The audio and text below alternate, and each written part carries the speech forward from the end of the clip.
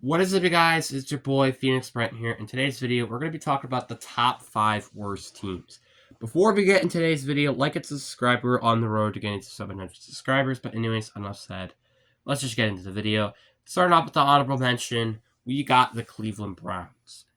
Now, the Browns were very close to making it on this list, but I actually ended up going with the 5th worst team, which I'll talk about very quickly here. In terms of who I think are the top 5 worst teams. The Browns, although, again, are a pretty not great team right now, I feel like their offensive woes and just having a good quarterback in there would probably make a huge difference for this team. Like, again, let's say hypothetical, right? Hypothetical scenario. They had Baker Mayfield still, right? This is what their offense then would look like. You have Baker Mayfield, right? Quinyon Judkins, who I think is very good. Same thing with Dylan Sampson, who's your backup running back, and Jameer Ford. You have Jerry Jeudy, Cedric Tillman, who's awfully underrated. David Njoku, Hiram Farman Jr., who's also been a pretty solid draft pick as of recently. And a solid offensive line containing players like Wyatt Teller, Jaron Conklin, and Joe Bitonio. That is 11 players that I can genuinely consider to be solid or above. And that's without even mentioning your defense yet, which has a ton of talent, like Greg Newsome. Well, actually, no, Greg Newsome's gone, actually. Tyson Campbell, which I still can't believe that trade actually happened. Denzel Ward, Myles Garrett, Mason Graham, J.O.K., Grant Delpit, Ronnie Hickman. Like, they have so much talent. It's just they don't have a good quarterback, and that's kind of been their biggest problem for quite a while now. And honestly, probably not a good defensive coordinator. Just saying. But now let's talk about the top 5 worst teams. And starting off with that, we got the Las Vegas Raiders. Now, the Raiders do have a good future, I feel like, in mind. Not in terms of the head coaching or the quarterback position, but I feel like maybe some other places, like, again, you have Max Crosby, which is a good start on defense, but that's kind of about it. Then you have Brock Bowers, Trey Tucker, and Ashton Jeanty, which I think is a very solid young group of playmakers. And I guess also Khalid Miller is a solid offensive lineman. But, like, the problem is like I said before, what I said is they don't have a good quarterback, and they don't have really other good playmakers at the wide receiving position. It's like you lock up Brock Bowers and Trey Tucker, you kind of don't have anybody there, and that's kind of the problem. Like, obviously, previously they did with Jakobi Meyers, but is Jakobi Meyers there now? No, he got traded to a good team in the Jacksonville Jaguars. So what else do you have there? Basically nothing. And that's not particularly a good thing. And again, like I said, outside of Max Crosby, that defense looks very bland and pretty garbage. Like, it's probably one of the worst defenses in the league. And I feel like if you remove like Max Crosby, that defense is literally the worst in the league, without a doubt. I don't really know on the top of my head what the worst defense is, but it's definitely up there for sure. And definitely there without Max Crosby. Then we have the 4th worst team, which is the only NFC team on this list. We have the New Orleans Saints. Now, to be fair, the Saints, again, aren't as bad as everybody thought they are, but that's saying because they were expected to be the worst team in the league. So the fact that they're the 4th worst team in the league isn't crazy, but it also is kind of giving you a little bit more signs of optimism through 2026. Because obviously, again, their season's basically done. I mean, like, they've had a couple of blowout games and just a lot of ugly performances, but have had a couple of close games with actually good teams. Like, for example, the Bills was one of them. And I think the Cardinals was one of them, which I know Cardinals, people are going to be like, oh, wait, the Cardinals aren't actually that good. The Cardinals are actually kind of decent. Shut up. And that's coming from a Seahawks fan, by the way. I'm just letting you know that right now. That's coming from a Seahawks fan. So you got the point here. The point is that I think this team is not as bad as I think they are, which I think is a good direction for them. But the problem is that this team is just, well, it's kind of one of their quarterback position, but also it's just kind of also the future of this team to some extent. Like, their defense right now is solid, but like 3 years later, Cameron Jordan and Demario Davis, who were both on that team, are probably going to retire soon. So, and that's your two best players on that defense. You know who you would have probably as your best player then? Like maybe Cooley McKinstry, and that's it. That's kind of concerning. And that's kind of where the drafting kind of starts to come back and bite you, especially when 2022. Which I'm not saying Chris Olave was a bad pick at all, but he could potentially be retired early because of how many concussions he's had. But Trevor Penning has been such a bad pick. I mean, for example, they just traded him for a 6th-round draft pick. Like, that's insane. And for, I think, the last 2 years now, they have addressed an offensive line with their first-round draft picks. That's not a good thing to hear. So with that in mind, this team looks very concerning. But on the plus side of things, they're in a kind of an easy division. I say kind of, because the Falcons are actually getting decent, the Panthers are getting decent, and the Bucks are the Bucks, which are a good team. So, yeah. Is it weird to say that I feel like maybe the East could potentially be the worst division soon? Because the South actually is starting to look decent now. Anyway, starting off with the third team, aka the most disappointing team, we got the Miami Dolphins. Now, before people say, "Oh, the Dolphins are the worst team," blah blah blah, they're not. And second of all, you're saying them as the biggest disappointment. They aren't the worst team in the world. And say it or hate me when I say this or anything, but I think Tua is probably the best quarterback on this list in terms of starting.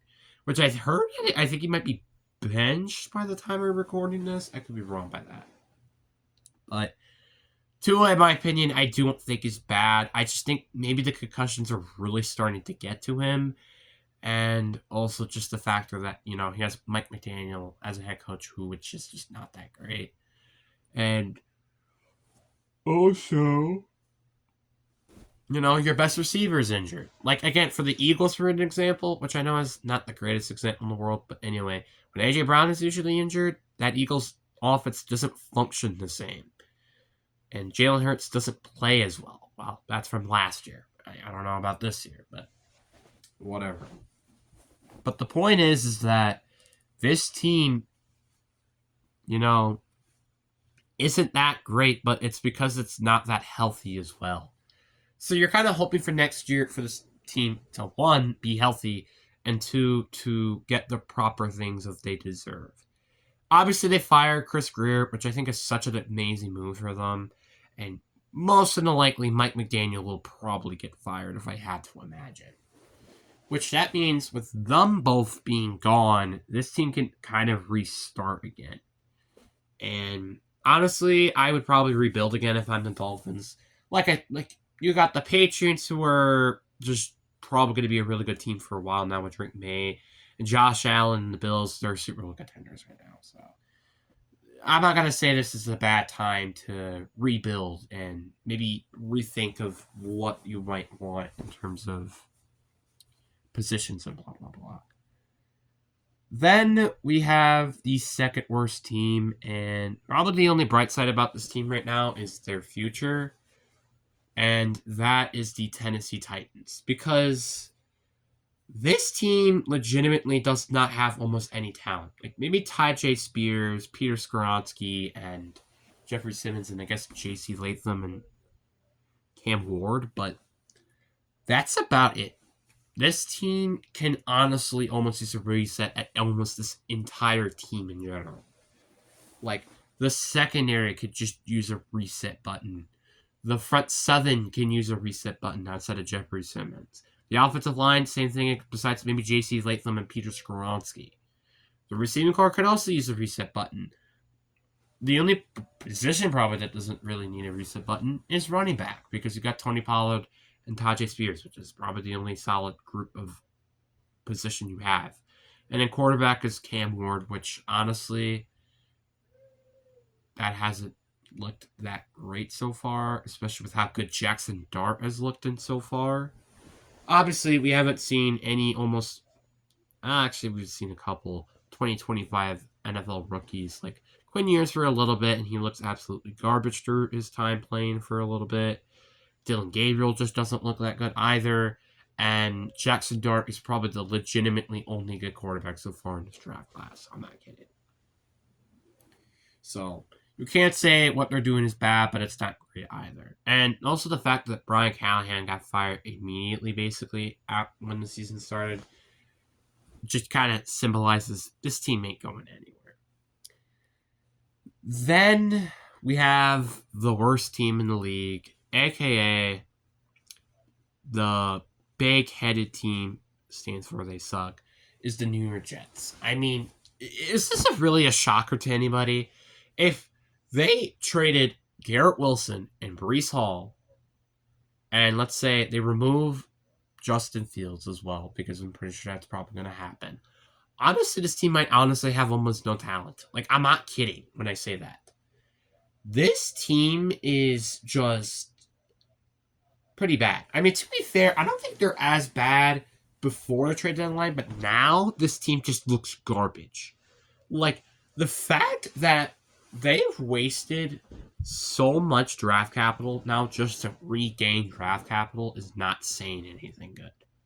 Like, Quentin Williams, who I think is a great defensive tackle, you got him for the 3rd overall pick, and now you're going to get a 2nd and a 1st round draft pick for him. That 1st round pick will probably be in the 20s, and the 2nd round pick will probably be in the 40s or the 50s. 40s if you're kind of lucky enough, but still, that's saying something. You're getting that for Quentin Williams, which was your 3rd overall draft pick. That's not a great thing to hear. So then Sauce Gardner, who was your 4th overall pick, you got 2 first-round picks, which those both might look like they're going to be in the 20s. So that's not a great thing to hear. Now, obviously, again, they also had Macy Smith and Annabelle Mitchell through those trades. I understand that, but still, it's like just insane. This team clearly just wants to restart again. And honestly, I would just fire the head coach at this point if you really want to restart this team so badly. I genuinely would do that. And by some miracle, they haven't fired him, which I think is make it worse. Because I'm going to be honest with you, probably the worst head coach in the league right now is probably Aaron Glenn. I'm going to be honest with you. Aaron Glenn is probably the worst head coach right now. And that's saying something. So, this team has almost nothing going for it. I still believe Justin Fields is a good quarterback. It's just, again, he's been put in unfortunate scenarios. The Bears, where they didn't trade him properly, and then he gets traded.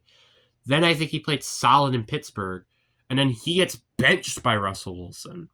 Then he goes to the Jets, and their head coach has no idea what he's doing, and his offense is a bit of a mess. So I just don't genuinely blame him. I kind of blame of the poor circumstances that he's in. Because genuinely, I think he could be a good quarterback. Genuinely. I also think he could be probably the best backup quarterback right now in the league, if that does come to that. And he might legitimately have a redemption arc, I think, on a proper team. Like, for example, let's look at, like, maybe, let's say the Dolphins. I think he could potentially do that there. Maybe the Raiders. Maybe the Saints. Like, something like that as an example. I think he could honestly have a redemption arc. But the problem is the Jets just made themselves like this. And, again, the Jets have not won a playoff game, and this is the longest playoff drought, I think, by maybe even any team in the league, for 14 15 years, which is going to be 15 years after this season. That is sad. Imagine your team has not made it to the playoffs for a decade and a half. That would suck. Genuinely. And I just feel bad for Jets fans, low-key. Except their owner. Frick their owner. But anyways, guys, I do hope you guys enjoyed this video. Peace.